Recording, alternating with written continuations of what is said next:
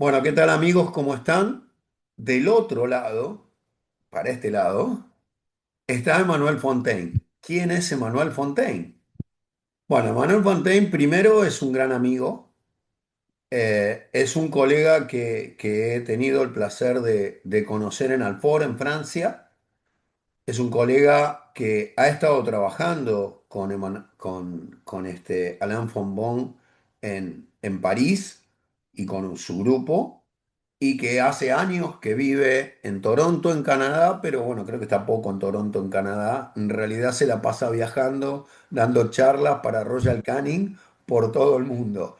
Así que la mayoría de ustedes ya lo conocen, pero aquellos que no lo conozcan, creo que es un placer tenerlo aquí con nosotros y seguramente lo vamos a tener bastante seguido hablando de diferentes temas, conversando, porque esto es una conversación, esto es una charla entre amigos. Y el Y placer es mío, Rubén. Estoy muy feliz de estar aquí con tú, con todos la gente que asistan a ese video. Es un placer, realmente. bueno, Emanuel me pidió contestar en inglés, pero yo no lo voy a dejar. Vamos a contestar en español y Voy si a él tratarlo. necesita me dirá algo en inglés y yo lo traduciré, ¿ok? Pero en general creo que no va a ser necesario. ¿Y de qué vamos a hablar? Bueno, vamos a hablar de un tema que es un poco tabú, porque hace muchos años que los veterinarios tenemos metidos acá en la cabeza el tema de la castración y sobre todo de la castración temprana. Incluso hay algunos colegas que lo recomiendan muy tempranamente. Y bueno, últimamente hemos visto que hay estudios que hablan de los beneficios de la castración temprana, pero también hablan de las dificultades de la castración temprana. Así que le vamos a preguntar a Emanuel cuál es su opinión al respecto. Creo que eso es un asunto muy controversado. Muy ¿Puedo decir eso? controvertido. Muy controvertido. Porque, ah, voy a cambiar en inglés. Like you said, there are plenty of different opinions on this topic. Some people will recommend to spay and neuter early. Others will recommend to do it later. I think today there is no consensus yet. However, I have my opinion that I will be more than happy to share with you guys tonight. And I think at the end of the day, when you think of spaying and neutering, it's almost, Ruben, like como las matemáticas. It's a function and it depends on different factors. The owner, the dog or the cat that you see in consultation, the environment, um, the potential risk for infectious disease or other types of problems. So it's really a function. And us veterinarians, we have to combine all these elements together to come to a conclusion. Ok, voy a traducir. No era lo que pensábamos, pero lo voy a traducir. Lo que me está diciendo Emanuel es que es un tema muy controversial, que hay diferentes opiniones y que las opiniones están referidas a que algunos piensan que es conveniente castrar tempranamente, otros piensan que no es conveniente castrar en forma temprana y que en realidad esto es un conjunto de decisiones que hay que tomar entre el veterinario, el propietario y, en cierta medida, quien va a sufrir la castración, que es el perro o el gato, ¿sí? Eso es lo Sí. que está diciendo Emanuel.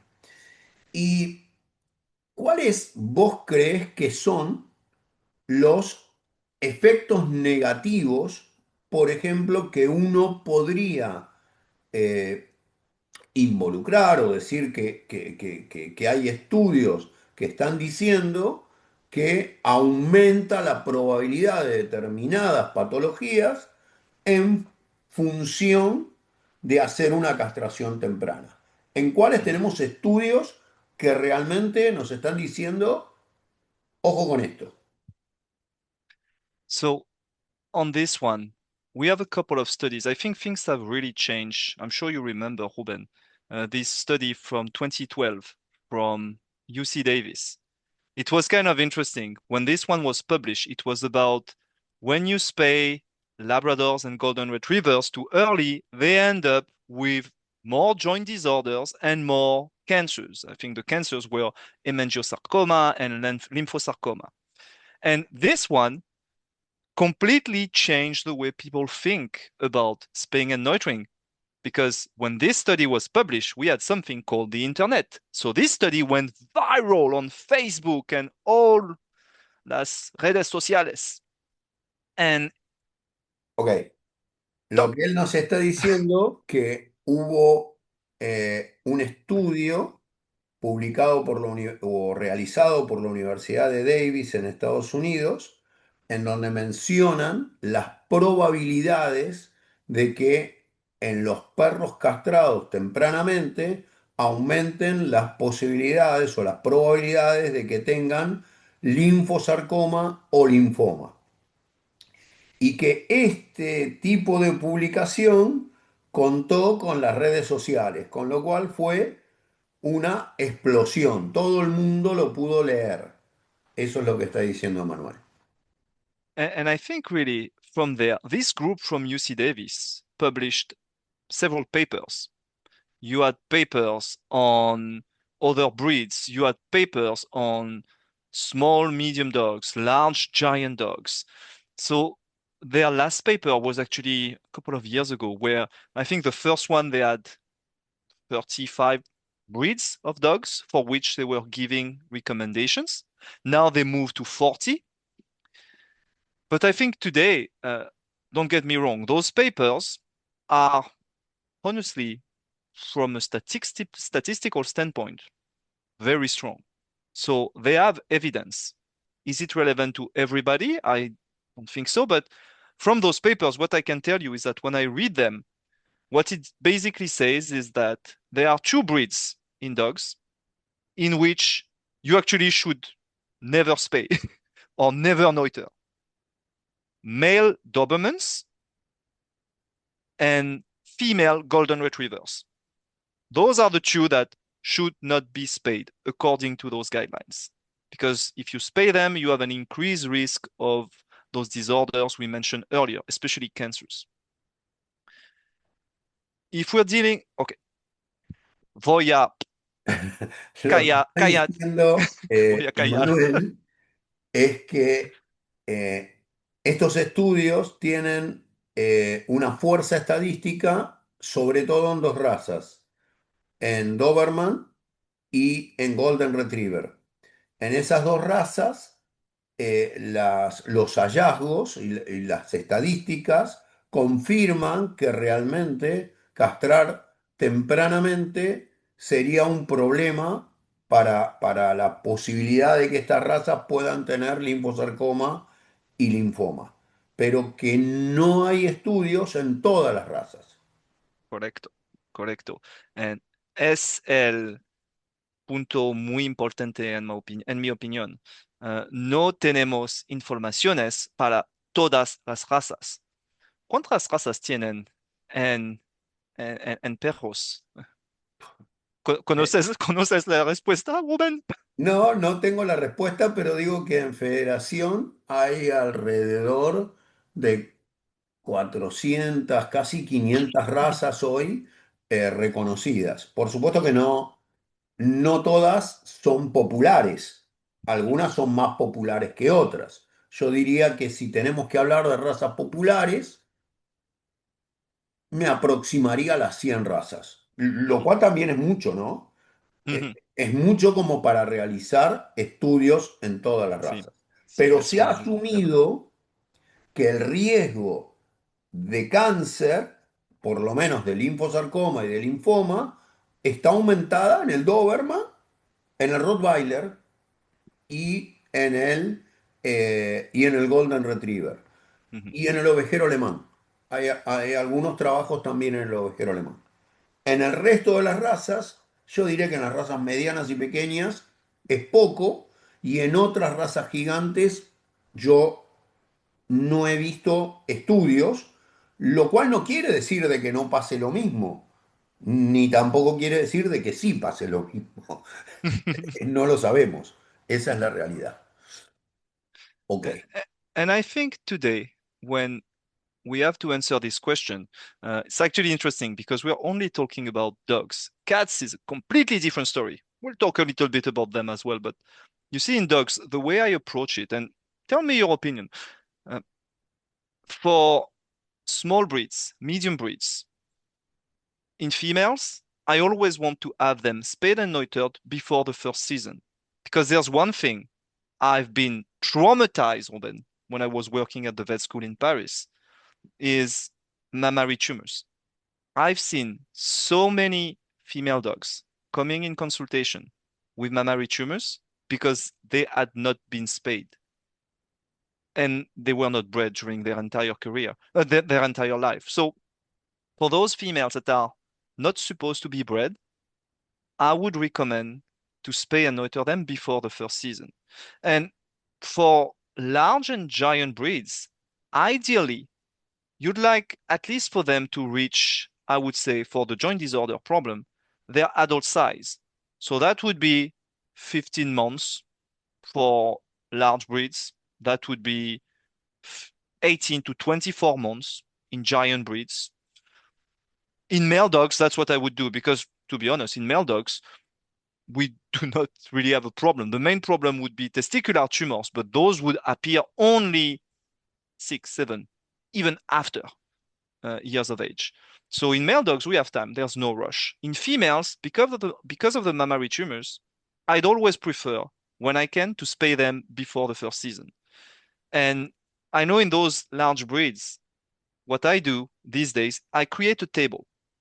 And I think this is what UC Davis is actually doing in their study. You have this table that says, okay, these are the disorders we know in this breed, and this is the incidence if they are spayed and neutered, at which age, which is interesting because we talk about early spay and early neutering. In most studies, it's at 6 months of age. I work a lot with shelters. In shelters, when you do an early spay, it's at 6 weeks, which is completely different. So 6 months is not that early when you think about it. But I would just weigh the pros and cons. And then I will tell the owner, here we are, decide where you play. Ok. Lo que está diciendo Emanuel es que en las hembras, si él tiene la oportunidad de hacer una recomendación, lo que recomienda es esterilizarlas antes del primer celo si es que no tienen ninguna intención reproductiva en ellas, porque eso disminuye la probabilidad de tumores mamarios hormonodependientes. No de todos los tumores mamarios, pero sí de la mayoría de ellos, que son los hormonodependientes. No dice que hay una diferencia entre hacerlo antes del primer celo y hacerlo a una edad tan temprana como digamos, recomendaba antes, porque antes se castraba realmente muy tempranamente y eso en realidad no tiene mucho beneficio con respecto a hacerlo antes del primer celo. Incluso, y ahora te pregunto, hay algunos trabajos que he leído que hablan de la poca diferencia que hay en hacerlo entre el primer celo y el segundo celo, pero sí dicen que si se hace después del primer celo, disminuye las probabilidades de generar incontinencia urinaria en la Mm. hembra, que es uno de los problemas. Quiero saber tu opinión de eso. Uh, I think we have, it's one of those area, where we still have a lot of question marks. Because when we think of mammary tumors, we always refer to this study, Schneider et al. 1969. And this is a study that defined that when you spay before the first season, the risk of seeing mammary tumors is decreased by 99%. You do it after the first, it's 80%, and then you do it after the third, it's 30, and then after that, no more difference. And there were other studies after that exactly tended to demonstrate what you're saying today. Uh, I think today, honestly, there's still a question mark. I still refer to Schneider et al. 1969 because that's what I've been doing my entire life. I can't wait to see more info, more potent information that will change the recommendations. Uh, Today, I still think the earlier we spay the female, and if we can before the first season, that would always be the best, the better. Because when you think about it, think of urinary incontinence. It's problematic. Owners do not like to deal with urinary incontinence. But still, it doesn't involve so many individuals. It depends on the breed. Boxers, I would never spay a boxer before a first season because of the risk of urinary incontinence. But it's funny. I actually mentioned that in many of my lectures. And in Canada, I talked with a veterinarian in British Columbia, and she told me, "Oh, I've been spaying boxers for many, many years, and I never had the issue you're describing. I spay them before 6 months, so before their first season, and she never had one case of urinary incontinence." So those are anecdotes, but it shows you that there are line differences that can play a role here. So my big priority is to make sure we decrease the risk of mammary tumors. Urinary incontinence, we have medical treatments that are very efficient, and I'd rather deal with urinary incontinence than dealing with mammary tumors. Lo que está diciendo Emanuel es que él sigue prefiriendo hacer la cirugía, la castración, antes del primer celo. ¿Por qué? Porque da dos motivos. Un motivo es que no hay suficientes estudios que aseguren que haciéndola después del primer celo disminuya el porcentaje de incontinencia urinaria y disminuya o sea bastante menos importante la posibilidad de que se presenten tumores mamarios. Él sigue creyendo que hay diferencia entre hacerlo antes y después del primer celo. Espera que haya más estudios para poder cambiar de opinión si es que eso se da.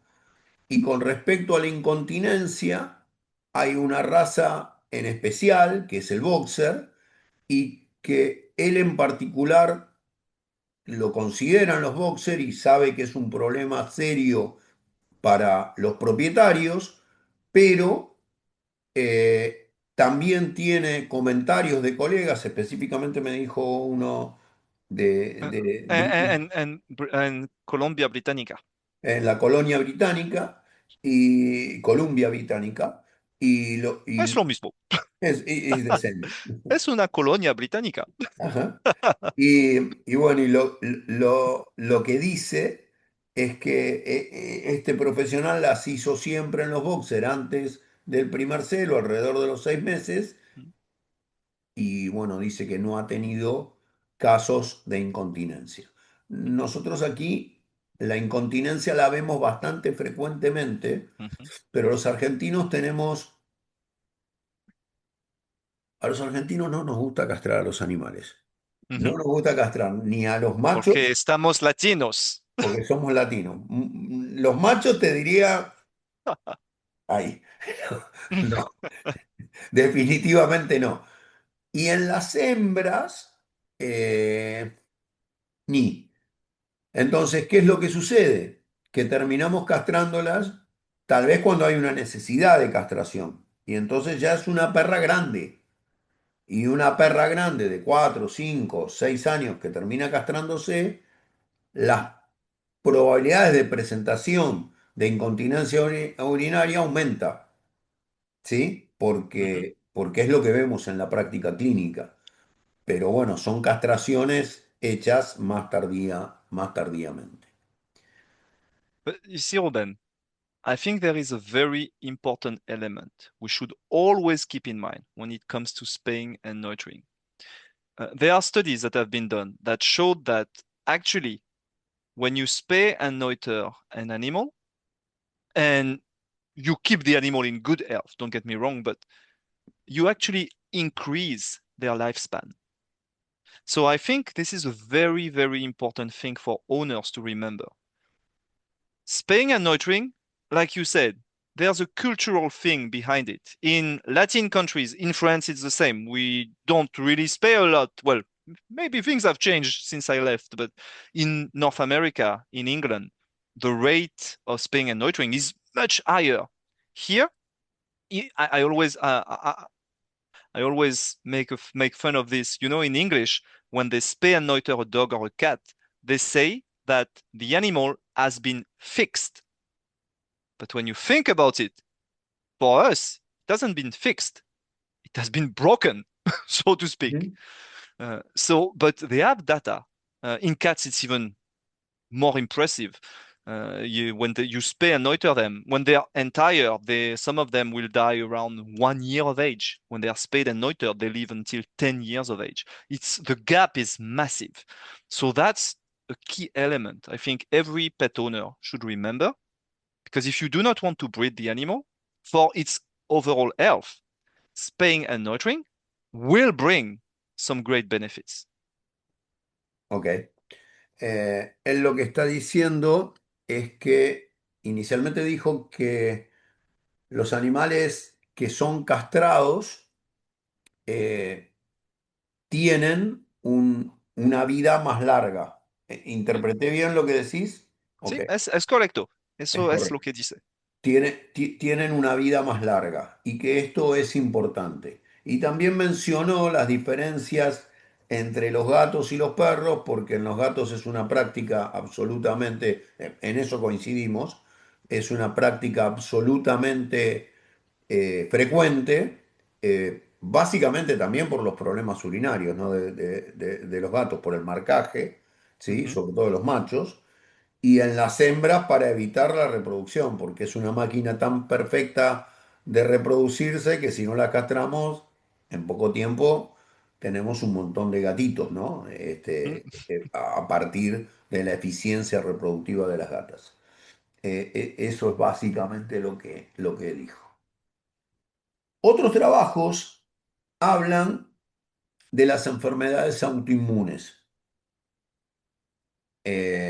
O de las enfermedades inmunitarias, si querés, la Mm, atopía, el pénfigo, bueno, nada, hay una lista sí. en trabajos. Y dicen que los animales castrados, básicamente refiriéndose a perros, no a los gatos, Ujú. tienen menos probabilidades, según los estudios, de poder tener, eh, digamos, dolencias de este tipo. Menos probabilidades. ¿Menos probabilidades o Menos. muchos? No, Menos. Ujú, menos. ujú, Menos probabilidades en los castrados. ujú, Eh, de- en realidad, yo quería tener una conversación donde tu opinión fuera tu opinión ujú. y no influir absoluto Sí. con mi opinión. Luego, yo voy a decir que mi opinión tiene que ver con lo que yo he leído, pero tampoco, digamos, tampoco puedo estar tan seguro porque los estudios son relativamente nuevos. Incluso en el último congreso del EPSAR, en el de Portugal, Ujú, hablamos específicamente de un tema que es el de tema de comportamiento, ujú, donde, bueno, no estábamos hablando ahora de comportamiento, pero lo que sí decían de que no era cierto, en la gran mayoría de los casos, que vaya a haber cambios en el comportamiento y que en todo caso en las hembras golden había un trabajo que hablaba de que empeoraba el comportamiento. Pero ujú. nuevamente, es un paper. Mhm. Y un paper es un estudio realizado por alguien donde describe los resultados que obtuvo con el estudio que Mhm. hizo. Pero ese estudio debería repetirse, Sí, correcto. pero es interesante el planteo, es interesante el estudio. Incluso hay un estudio que lo debo tener por ahí, que es no me acuerdo si es finlandés o noruego, de alguno de los dos es, que, bueno, que hablan de cómo ha cambiado el concepto en esos países de la castración a partir de una serie de resultados. Es cierto que hay cosas que no se pueden contrarrestar, como por ejemplo, las perras castradas no pueden tener piómetra, obviamente. Mhm. Porque, bueno, es muy raro tener una piómetra de muñón, pero bueno, no sería lógico, ¿sí?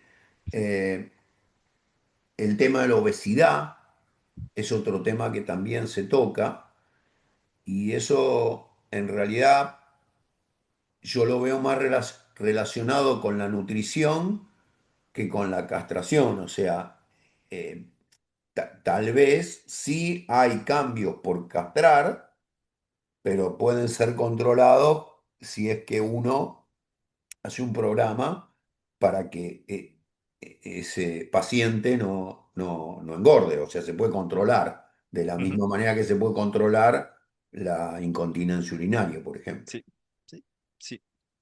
Ok, Podemos prevenir la obesidad. ok. Eh, Eh, eh, Dices algo muy interesante. What you're describing about those disorders, like you said, that are, we see less of them, like pemphigus and all those chronic disorders or those mediated disorder. I find that very interesting, and I need to read the paper. It's on my to-do list. I need to read those proceedings. I can give you the paper because I have it. Oh, So I can sería give you. maravilloso. Estamos conversando, él me dice que quiere leer el trabajo Eh, de las enfermedades autoinmunes, yo le digo que lo tengo. sabes que a mí me gusta leer. Sí, a mí también, a mí también, a mí también. Pero es muy interesante because in most of the studies we have in the past, and in not only in dogs and cats, but in other species, typically what you see is that when you remove the sex hormones like estrogens, testosterone, it is going to increase the risk of immune mediated disorders and chronic inflammations. The species that doesn't work like that in cats. In cats, actually funny. You remove it, and you actually see less asthma and less gingivitis than the ones that are entire. But in dogs, typically those kind of disorders increase. So it's very interesting to see that now we have data showing kind of the contrary and a protective effect of the removal of those hormones. So it makes it even more complex when you think about it. How can we make a clear decision? Eh, Es lo que está diciendo que en los gatos no hay publicaciones que hablen de estas enfermedades autoinmunes y todo lo contrario, sí muestran que hay disminución en los gatos castrados de la gingivitis y, Asthma. y del asma felino, que me lo perdí.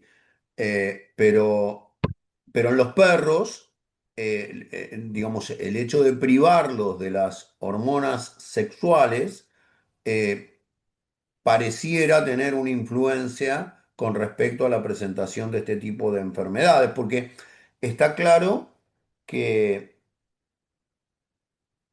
que Dios puso ahí los testículos y los ovarios por algún motivo. No son Sí. casuales, no son solo para reproducción, no son casuales, ¿no? Mhm. Eh, en realidad, eh, hay otros temas. Por ejemplo, el cierre de los cartílagos articulares. Mhm. El cierre de los cartílagos articulares también se tienen que ver las hormonas sexuales. Entonces, si yo las retiro, estaría disminuyendo digamos, el cierre sería más tardío, Mhm. en definitiva, en teoría. No sé si hay algún estudio de eso. Lo que sí digo, cuando hablo de las dolencias autoinmunes, yo lo leí, ¿no? Pero nosotros vemos cachorros que nacen de perras enteras y de perros enteros, porque si no estuvieran enteros no podrían reproducirse. Entonces, Cloning. entonces, cuando yo evalúo la atopía, el pénfigo, la presentación de enfermedades dérmicas, ¿sobre qué población lo estoy evaluando? Porque, digamos, esos cachorros nacieron a partir de alguien que estaba Mhm. entero y se sabe que hay un porcentaje hereditario en esas enfermedades. Mm, Entonces, si vienen de padres que tienen el problema, no estoy tan, me cuesta comprender mm, cómo hago para separar cuáles son, o cómo comparo, porque estoy comparando dos cosas que me parece que no son fácilmente comparables, mm. ¿sí? A- Porque a- And for atopic cases like that, I find it that those to be super complex because you have the hereditary part, but today we have evidence that the gut microbiome also plays a role in the development of the disorder. And those bacteria, they have to be transferred from the mother to the puppy, and it depends on their environment. And if they are born by C-section, they do not receive the same kind of bacteria. So it makes it very complex in the end. There are so many moving parts that. Emanuel está mencionando que hoy sabemos que el microbioma tiene influencia sobre estas enfermedades y el microbioma los cachorros lo adquieren del flujo vaginal o del pasaje por la vagina de la madre y por el entorno, por el ambiente. Y entonces, ¿de qué manera podemos sí sabemos que los perros que nacen de cesárea no son lo mismo con respecto al microbioma que aquellos perros que nacen por un parto natural. Y en esos perros que nacen por cesárea, hubo un montón de trabajos en este último congreso del EPSAR donde estamos demostrando que hay que incluir determinadas bacterias o, bueno, específicamente una levadura que un alimento comercial, el de Royal Canin, la tiene y que lo que hace es favorecer la replicación de la flora banal interesante para el microbioma intestinal. O sea que de alguna manera hay que estimular ese microbioma en los que nacen por cesárea. Entonces, ¿qué comparamos? Los de cesárea, los que nacieron por parto natural, y cuánto le asignamos de importancia a eso y cuánto le asignamos. O sea, es muy difícil hacer una evaluación completa de esas enfermedades autoinmunes. A pesar de que los trabajos están y que hoy la tendencia, y esta es mi recomendación, que puede ser diferente a la de todo el mundo. Yo lo que recomiendo sí es en las hembras que seguramente no van a tener, estamos hablando de perros, en las Mhm, hembras que seguramente no van a, ya hay decisión de que nunca van a ser reproducidas, recomiendo castrar. En mi caso recomiendo castrar entre el primero y el segundo celo mhm, y no antes del primer celo en esas perras. Les dejo tener un celo y luego las castro. Eh, En los machos no castro, mhm, excepto que haya un problema. Por ejemplo, una hiperplasia prostática, por ejemplo, un tumor testicular, obviamente, mhm, o algún otro tema. Por el tema del comportamiento, la verdad es que no, no. En la inmensa mayoría de los casos de comportamiento, no he visto cambios porque se castre o porque no se castre. mm, Clínicamente, no estoy mm, hablando de los estudios, estoy hablando de la experiencia clínica. mm. Y sabes qué, Rubén, creo que algo puede cambiar todo uh, sobre ese asunto. Because, like you said, this is the number one reason people ask us to castrate a male dog very often. They will come and they will say, "Oh, his behavior this, his behavior that. We want to castrate him because certainly if we remove those hormones, he will calm down." But like you said, in many cases, it doesn't change anything. That's my experience too. But today, you and you know that in certain countries, I never remember if that's the case in Argentina, but we have those implants of the Ah, ya, steroid. ya, ya, ya. Lo iba a decir, ya. Sí, sí. So I think that is a potential game changer when it comes to spaying and neutering in dogs and cats. Eh, una de las charlas que hemos tenido en Mhm, este ciclo ha sido con una colega, y va a seguir siendo, con una colega que se llama Silvia Bay, que lo que mhm, hace es este comportamiento, o sea, es etóloga. mhm, Y hablábamos de este tema.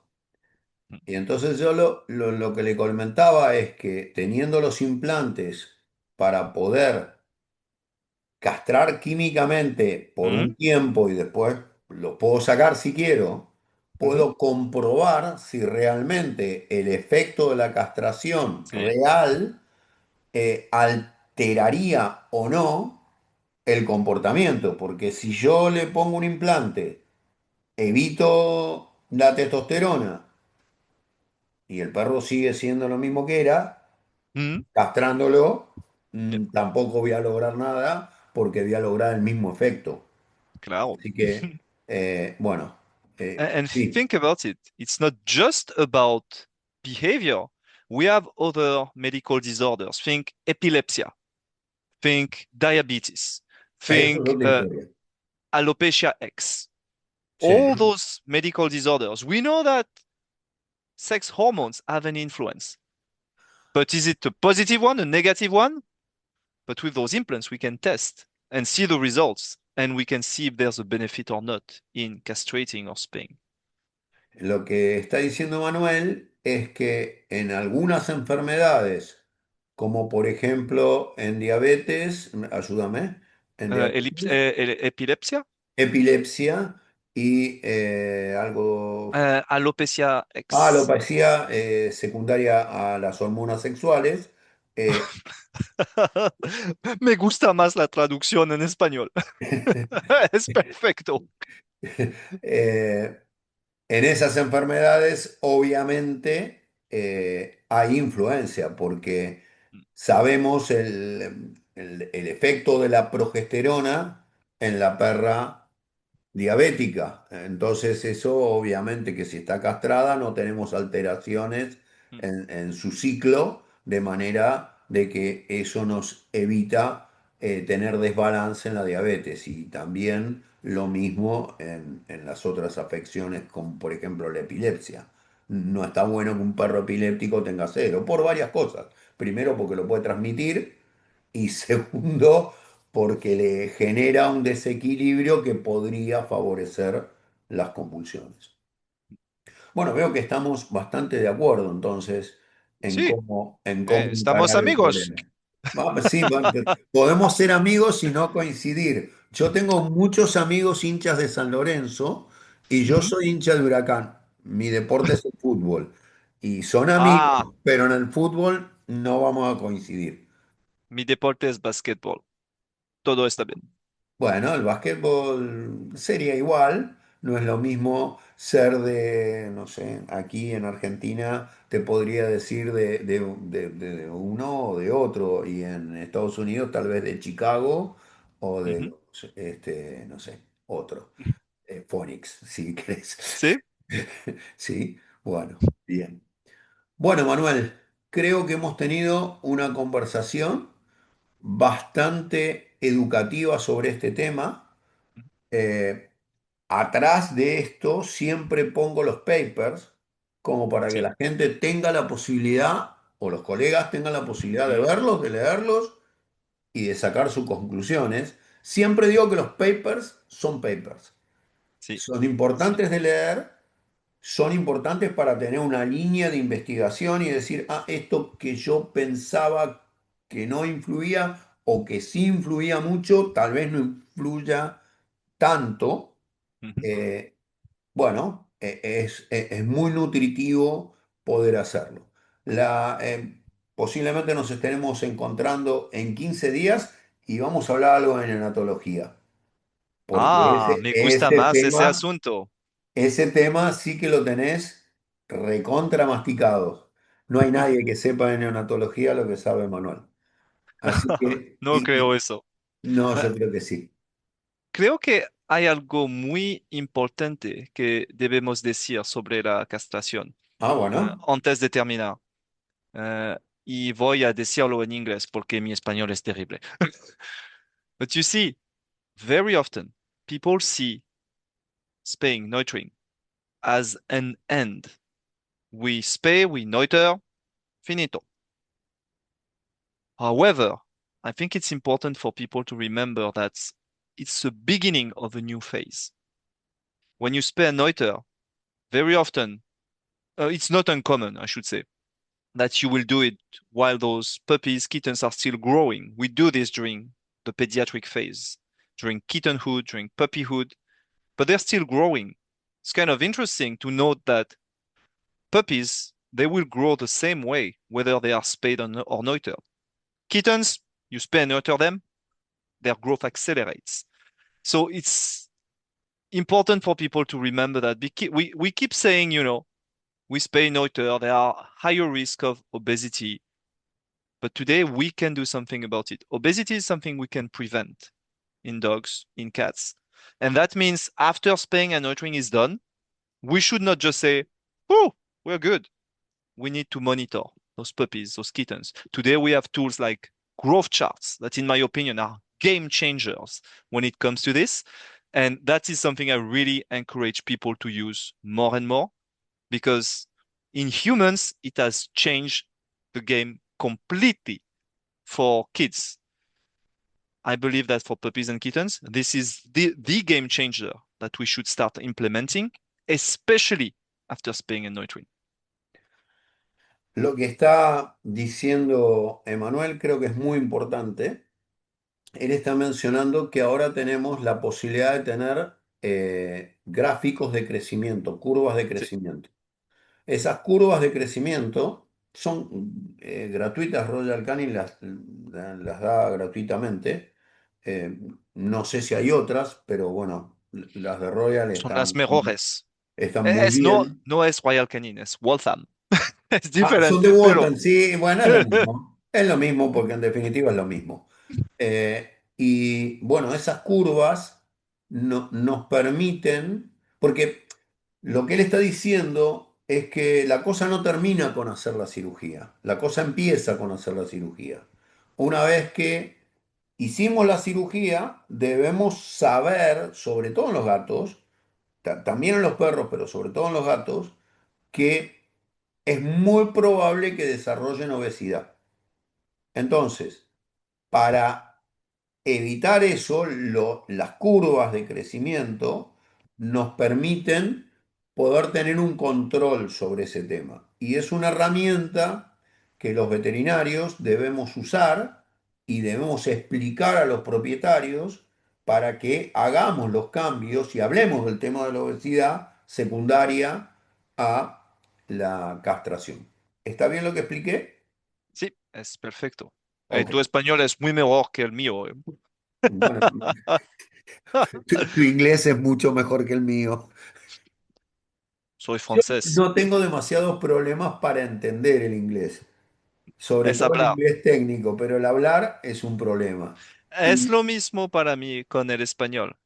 pero Pero yo te noto mucho necesito, mejor, ¿eh? Mucho ah, mejor. Muy grande progreso, muy grande progreso. Así que necesito visitarte en Argentina. con So, todo gusto, podemos hablar español todo el día.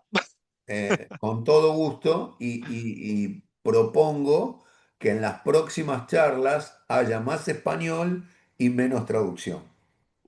Claro, claro. ¿Hacemos trato? Sí, voy a ¿Está? tratar eso. Voy a mejorar cada día. Seguro que vas a mejorar, no tengo ninguna duda. Bueno, Emanuel, agradezco un montón que estés del otro lado. Posiblemente en 15 días bueno, o en 3 semanas, no sé, cuando podamos, nos volveremos a juntar para charlar de otro tema súper interesante. Y a los oyentes, a los colegas y a los propietarios, a los tutores, a los criadores, les digo que van a tener papers. O sea, esto que hablamos son nuestras conclusiones, Sí, pero sería interesante que lean los papers. Por lo menos que lean las conclusiones de los papers, porque si pueden leerlos todos, mucho mejor, pero las conclusiones son súper importantes, porque eso nos permite tener diversidad de criterios, y de esa diversidad de criterios surge lo que van a ser los consejos. No hay que descalificar a quien opina diferente, hay que ver que lo justifique y por qué dice lo que dice. Porque sí, estas son ciencias que son cambiantes. Nuestra ciencia es una ciencia cambiante. Lo que hace 5 años era de una determinada manera, hoy es de otra. Y bueno, hay que entenderlo. ¿Sí? sí, sí, sí, claro. Muy bien. Un gusto. Nos estamos Much- viendo y muchas gracias. muchas gracias y hasta luego. Hasta luego. Bye bye, Rubén. Bye.